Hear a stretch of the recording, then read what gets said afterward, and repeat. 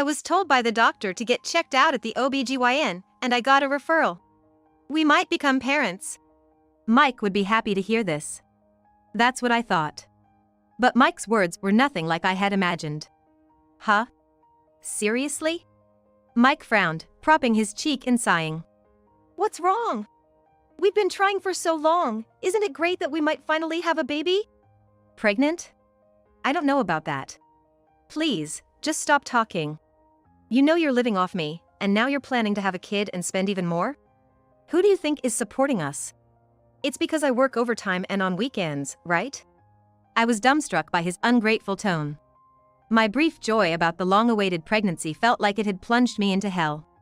I don't want to come home to a messy house and the sound of a crying child. There's no point in being married to you if you're pregnant. Just get out of the house. Hearing that, I felt foolish for enduring everything until now. I silently went to my room and began packing. I'm Emily. I'm a working housewife with a home-based job. I live with my husband Mike, who is 2 years older than me. While balancing my job, I've also been managing the household chores, trying to alleviate Mike's tiredness. We've been married for 5 years. When you live with someone for a long time, you start to see their less favorable sides. And I've experienced this too. Mike often leaves the house for work, citing his job as the reason. He has a lot of overtime, and it seems like he's working on weekends almost every day. I've been worried about his health not breaking down. Hey, you've been working overtime a lot lately, haven't you? Are you okay? Yeah, but it can't be helped. It's not just me, everyone's having a tough time. I can't just be the only one not doing overtime, right? That might be true, but I'm worried about your health. Can't you at least cut down on working weekends? No way, no way. If I don't work on weekends, the workload just increases during the week. It's more efficient to get it done while other companies are off, right? I understand what you're saying, but can't you take at least one day off? I really want to spend more time with you. Mike, looking exasperated, glanced at me and said, You're always at home, so you might not understand the work situation. There are times when a man has to stand firm, and this is one of those times. Have you never heard of work-life balance? I was appalled by his outdated comments. Come on. Don't be jealous at your age. It's not pleasing at all to be jealous of a 36-year-old woman, unlike a young girl. I was speechless at Mike's harsh words. Is this how you speak to a wife who's worried about you? I had to respond. That's no way to speak. What's wrong with being concerned about an overworked husband? Enough already. I'm tired and don't want to listen to a wife nagging. Remember, you're living off my earnings, so don't complain. Mike left the living room in frustration. I cared about Mike, yet why did I have to be spoken to like this? I was at a loss about how to deal with Mike. On a certain weekend day, Mike had the whole day off. But it wasn't to spend time with me. We were going to visit Mike's parents. Mike's parents lived about a 30-minute drive away. Mike had a good relationship with his parents, especially his mother, who was very indulgent with him. Mike also tends to listen to everything his mother says. I've always found it difficult to get along with my mother-in-law like that. My father-in-law, a reasonable man, often steps in to calm her down when she gets too out of control. He's always been kind to me, his daughter-in-law. However, he's the president of a company and often busy with work, so he's not around much. Mike works at the company that his father runs. Mike, welcome home. Come on in. I'm home, Mom. His mother addressed only Mike, ignoring me as usual. Mike didn't seem to find anything wrong with the situation. Hello, mother-in-law, it's been a while. As I spoke, she finally acknowledged me, saying, Oh, Emily, you're here too, before continuing to talk with Mike as they walked inside. Then, Mike's father appeared at the entrance, looking sorry to me. Sorry, Emily. It's good to see you, come in. Hello, father-in-law. Thank you, I will. Watching Mike and his mother chatting on the sofa, his father scolded them. You two, why did you leave Emily outside and go in first? You should have invited her in together. Oh, I did call out to her. She could have just come in on her own. In one's husband's home, you can't just walk in on your own. We invited her, so it's our duty to be considerate. You should understand that, being a daughter-in-law yourself. Dad, don't say so much to Mom. She was just happy I came home. she probably got a bit carried away. I don't understand why a grown son's rare visit would make her so overly happy. My father-in-law shook his head and was sorry again. However, Mike and his mother, seemingly clueless about what they did wrong, never had a word for me. As I was about to sit on the sofa, my mother-in-law called me over. With an uncomfortably wide smile. "Emily, can you help me make some tea?" "Yes." I responded and followed her to the kitchen. As soon as we were alone, the smile vanished from her face, and she spoke in a low voice. "Hurry up and make the tea. Don't forget to prepare the snacks too." When we visit the in-laws, my mother-in-law always assigns me housework. When my father-in-law isn't looking. She knows she'll get scolded by him if he finds out. What a sneaky person. But I've gotten used to it. While I was preparing the tea, she continuously criticized me. My clumsiness. The snacks I brought weren't to her taste. My supposedly unlucky-looking face. She went on, finally concluding with this statement. "Honestly, I can't understand why Mike married someone like you. It's amazing how she never tires of bad-mouthing her daughter-in-law." At first, I was deeply hurt, but after 5 years of the same routine, I become numb to it. For minor things, I would just say "you're right," putting on a fake expression. I learned to let it go in one ear and out the other. Perhaps finding my lack of reaction uninteresting, she continued her verbal abuse. "You've been married for 5 years and still no children? Are you barren or something?" Her words made me freeze. It was something I had always been sensitive about. I wanted children since the beginning of our marriage. Her intrusion into such a delicate topic made me struggle to contain my anger. Noticing my different reaction, she seemed to decide to press on this issue. "Mike is our only son. Isn't it the duty of a wife to bear an heir? Don't you understand that?" "Well, I do want children.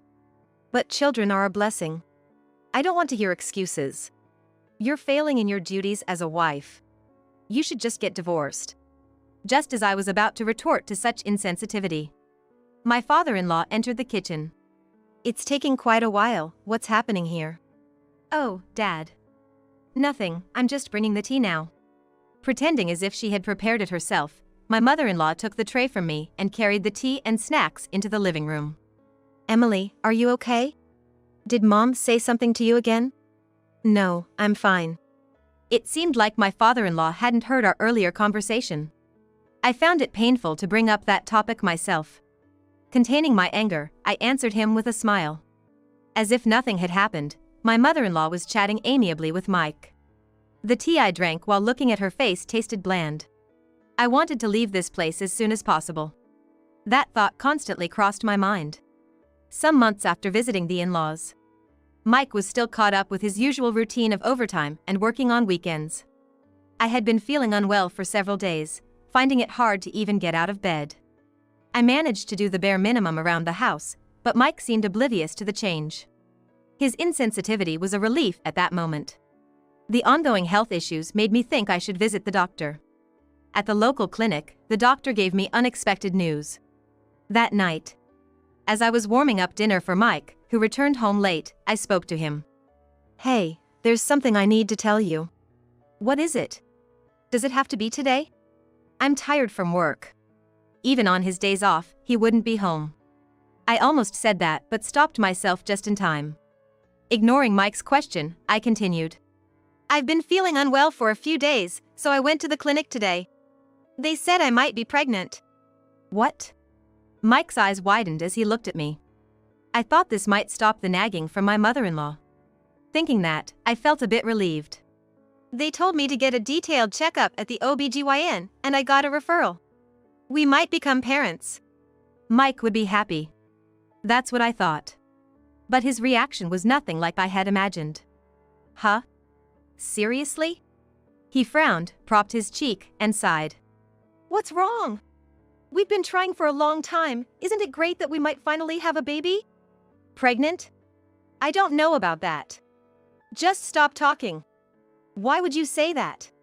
You knew I've wanted a child since we got married, right?" Mike sighed deeply again.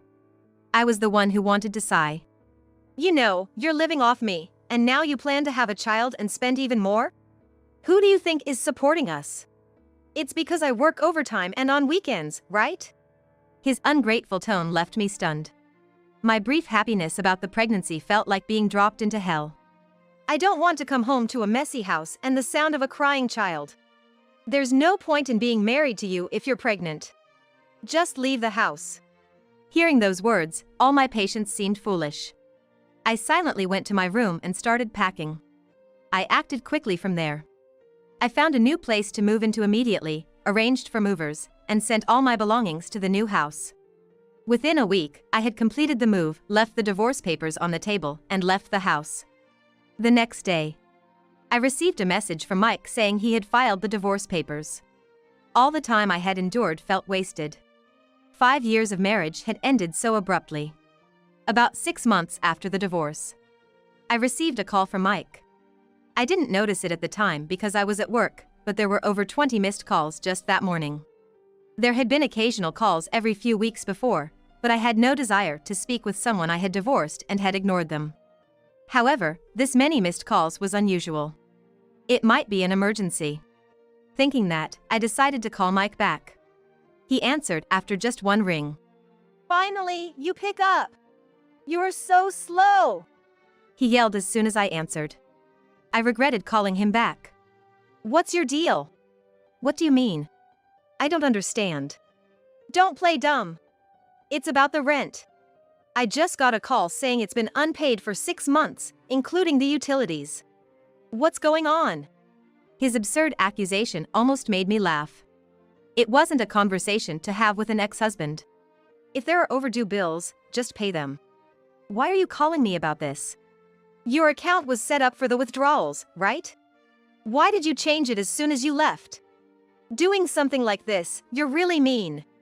It's obvious I would stop the automatic withdrawals. Why should I pay for rent and utilities for a house I don't even live in anymore? There was silence on the other end of the line. He was probably overwhelmed with confusion at my unexpected response. What? You're saying you were paying the living expenses? Mike finally started talking, his tone mocking. Don't be ridiculous. You were living off me. There's no way you had the means to do that. What are you talking about? Thinking you were supporting me is a big misunderstanding. Just your salary alone wouldn't be enough for 2 adults to live on. What? I'm the son of a company president. Of course, I make a lot. Being a president's son means a high salary? What kind of logic is that? I had to show him the reality. Have you ever looked at your pay stubs? Why don't you check them right now? Let's talk after that. Mike seemed to get irritated with my responses. He said just wait, presumably to look for his pay stubs. It was payday this week. Hold on, I'll check right now. When the call suddenly cut off, I checked my smartphone screen, wondering if the signal was bad. The signal was fine. It seemed Mike had just stopped talking abruptly. What? What's this amount? What does this mean? I don't know the reason, but your salary is significantly lower compared to others your age. Mike seemed unable to accept the reality, muttering disbelief over the phone. Not sure if he was listening, but I continued. Yet, you lived in a luxury apartment and splurged on designer goods, thinking you're the president's son. How could someone with such spending habits pay for living expenses and rent? No, that's because I have to wear things befitting the president's son. Why buy things beyond your salary? It's because you don't face reality that things turned out this way. Hey, you must be struggling since the divorce, right? Remarry me, and we can live together again. Mike laughingly made this shameless proposition. After all he's put me through, which nerve was he talking with? I responded firmly and clearly. The thought of remarrying someone as out of touch with reality as you is unimaginable. I'm doing fine with my job, don't worry. Life's been fun since I left you. Don't bother me. Job? Don't act high and mighty. It's just a part-time job, right? Must be barely making ends meet. Being with me is your best option. It's not part-time. I've been working from home even before our divorce, which I've told you. You never remember anything I say. Working from home? I don't know about that. Anyway, you can't be making more than pocket money. So, let's remarry and… Mike, desperate to reconcile, was interrupted as I delivered a crushing blow. I'm an entrepreneur. Entrepreneur? Yes. My business is on track and performing well. So, I have absolutely no need to remarry you. He thought he had been supporting his ex-wife, only to find out she was an entrepreneur and the president of a company. This revelation must have been a crushing blow to Mike's pride, who had been complacent in his status as the president's son. I felt vindicated after years of being belittled. However, his response was unexpected. Entrepreneur, huh? You said business is good, so you must have plenty of money. Then you can support me, right? I was stunned and at a loss for words when Mike, who I thought had high pride, made a statement that showed not a shred of it. It's surprising how people can act so recklessly when they are pushed to their limits. We're divorced, you know? We're no longer related. There's no way I'm going to pay money for a complete stranger. Wait, Emily! There's nothing more to discuss. Don't call me again about such nonsense. Bye. Despite Mike's continued protests, I mercilessly hung up. I ignored several more calls that came in afterwards. Eventually, he must have given up, as the calls stopped coming. I looked at my quiet smartphone and finally felt relieved. How long had it been since I talked to Mike? In the midst of my busy life, I hadn't kept track. The phone rang again, and without checking the screen, I answered. I decided then to always check who's calling, no matter how busy I am. It was Mike on the line. He was in a bad mood again, raising his voice. There's a rumor going around the office that I'm cheating. You did something out of spite, didn't you? Look, I'm not so idle as to bother someone I never want to deal with again. It wasn't me. That's impossible. Who else would benefit from spreading such a lie? I'm going to demand a damage claim for this. It was clear he just wanted to squeeze some money out of me. Giving him money would be like throwing it down the drain. I wouldn't comply. I began to speak in a mocking tone. Maybe it's because of that, I guess. You know something about it? It is your fault, isn't it? Of course, I haven't been spreading any rumors. But I did consult your father, who is also your company's president, about your affair. What? You talked to my dad? Mike asked, sounding panicked. Maybe he thought I didn't know, or perhaps he was just shocked that his father knew. But that's beside the point. Before I told Mike about the pregnancy, I had grown suspicious of his frequent overtime and weekend work. My father-in-law, being a busy man himself, was often not at home. But I couldn't believe that a reasonable man like my father-in-law would enforce such work practices on his son and other employees. That's why I hired a detective to investigate Mike's activities. The results were damning. Mike was indeed having an affair with a female coworker from his company. Not just Mike, but the affair involving his coworker meant I had to inform his father, the president. I sent evidence to the company addressed to the president. Probably, my father-in-law must have taken some action. And that's how the rumors started in the office. What? Dad knows about it? What have you done? Don't get mad at me. You shouldn't have cheated in the first place. I owed a lot to your father. I couldn't overlook a staff member brazenly having an affair. You're making unnecessary trouble. Damn, my position. He seemed overly concerned about his status, despite not earning enough to support a wife. Hearing him mutter to himself was a waste of time. I hung up the phone. A few days later, my father-in-law called me. Emily, it's been a while. Do you have a moment? Hello, it's been a while. Yes, I'm available. Good. I'm sorry for the trouble my foolish son has caused you. No, you're not to blame. It's all Mike's doing. Well, yes, but I also feel responsible for my lack of oversight. I can't apologize enough for the discomfort you've experienced. Mike's behavior was disgraceful, making his earnest father say such things. Neither the previous call nor this one included any apologies for Mike. It's sad to see a grown man making his parents apologize on his behalf. Due to the affair in the company, we had to take serious action.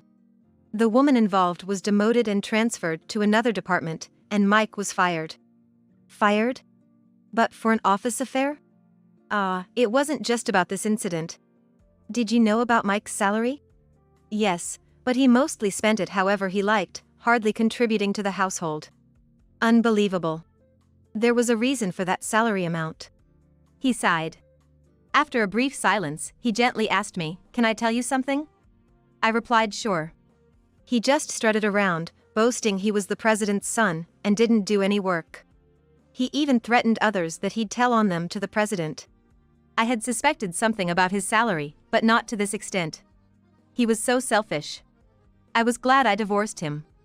For someone like him, just being my son doesn't justify a high salary. That's why his salary was that low. Even though you're the respected one, he was acting like a fox wearing the skin of a tiger. My father-in-law laughed. Exactly. As a president, I don't regret my decision. But it seems to have shocked Mike. He came back home and has been shut in his room since then. Don't worry about it, Emily, he said, ending the call. I felt sorry for causing trouble to my father-in-law, but satisfied about Mike's comeuppance. After a month since that call, I received a message from my mother-in-law. Come to our house. It was a brief command to come to their house. To me, their house was like enemy territory. I didn't want to go. But I had things to say to her. After contacting my father-in-law, who agreed to be there, I decided to go. Well, you came, said my mother-in-law emotionlessly as she opened the door. As usual, she didn't invite me in but went straight inside. Back when I was their daughter-in-law, such behavior from my mother-in-law used to confuse me, but now I don't need to concern myself with her attitude. I followed her, now indifferent to her attitude. In the living room, only my mother-in-law was present. Just you? Yes. I sent my husband on an errand. Because of you, Mike won't leave his room. Poor thing, she said, not offering me a seat, and sat on the sofa, glancing at me. She must know that if my father-in-law were there, he would scold her for being rude to me. She must have sent her husband away on purpose. Such a cunning person. I sat on a dining chair, keeping my distance. What's the reason you called me here? I asked, getting straight to the point, and my mother-in-law frowned. She seemed displeased that I was controlling the pace of the conversation. It's simple. Emily, remarry Mike. I was taken aback, expecting verbal abuse, but not this. Considering she disliked me, why would she want her son to remarry someone she loved? No. I will never reconcile with Mike. And frankly, I don't think it's your place to discuss this. But Mike has been so affected by what you did that he can't even leave his room, let alone go outside. You should take responsibility for that. Whether Mike twisted the truth or my mother-in-law misunderstood, it didn't matter, but the truth was entirely different. Mike betrayed me first. He threw me out when I thought I might be pregnant and then had an affair with a coworker. I can never forgive that. She reacted strongly to a particular part of my statement. Her expression seemed to say, that's it. That's it. You're pregnant, right? You plan to make a child live without a father? It's better for a child to have both parents. No, it's not necessary, I firmly replied. My refusal made her face turn red with anger, and she slammed her hand on the table. What's with you? Talking back and being insolent. A daughter-in-law should just listen to her mother-in-law. Perhaps it was a shrill voice. With a piercing voice that was almost painful to the ears, my mother-in-law shouted. I have no desire to be with such a person. Besides, I'm not pregnant. What? When she heard I wasn't pregnant, her expression became a mix of confusion and sadness. What do you mean? Didn't the hospital say you were pregnant? That's what Mike told me. I only received a referral from my general practitioner to get a detailed check at an OBGYN. It turned out to be just a health issue, not pregnancy. What? My mother-in-law looked utterly devastated. She must have hoped to use the child to force a reconciliation with Mike. It was a naive plan. I wouldn't want to raise a child with someone who couldn't be happy about me being pregnant. So, there's no need to worry about a child's father. I will never remarry Mike. What? You don't care about Mike anymore? Don't you feel sorry for him? I feel nothing. He's a stranger to me now. Suddenly, she lunged at me. I thought she was going to hit me. Just at that moment. What are you doing? My father-in-law, returning from shopping, stepped in between my mother-in-law and me. But she's terrible. She won't even help Mike. She's only thinking about herself. Heartless. How many times do I have to say it? Mike was the one who was disrespectful first. You always lose sight of everything else when it comes to Mike and act impulsively. Enough is enough. My mother-in-law broke down crying. Her blind maternal love had created a codependent relationship between her and Mike. Even after he left home and had his own family, they couldn't let go of their distorted affection for each other. They both seemed pitiful to me. I'm here today to tell you that I will be filing for spousal support. My mother-in-law, who had been shouting at me, was now choking on her tears, making her words unintelligible. It was certainly verbal abuse directed at me. Yes, that's right. Of course, you should do that. I'll cover Mike's part and pay it in full, then I'll make sure he repays me. Don't worry, I won't let his mother get close to him. In the end, my father-in-law was the only one on my side. My mother-in-law continued to wail incoherently. When my father-in-law shouted that he would divorce her if she continued to spoil Mike and told her to change her attitude, she hung her head. Despite all the commotion, Mike never showed his face. Later, I filed for spousal support through a lawyer against Mike. Both were paid in full. According to my father-in-law, Mike has started working part-time and is repaying him monthly. He knows if he's late even once, I'll transfer the debt, so he's been on time so far. My father-in-law said with a laugh. My mother-in-law tried to work and give the money to Mike, but he threatened divorce, and she backed down. Both Mike and his mother need to change their ways. As for my father-in-law, his struggles are immeasurable, but I hope they can instill some sense into them. As for me, work is going well, and I'm busy as ever. My father-in-law, who is a company president and also senior, has become a strong advisor for my work, which is very reassuring. For now, I plan to enjoy my carefree single life.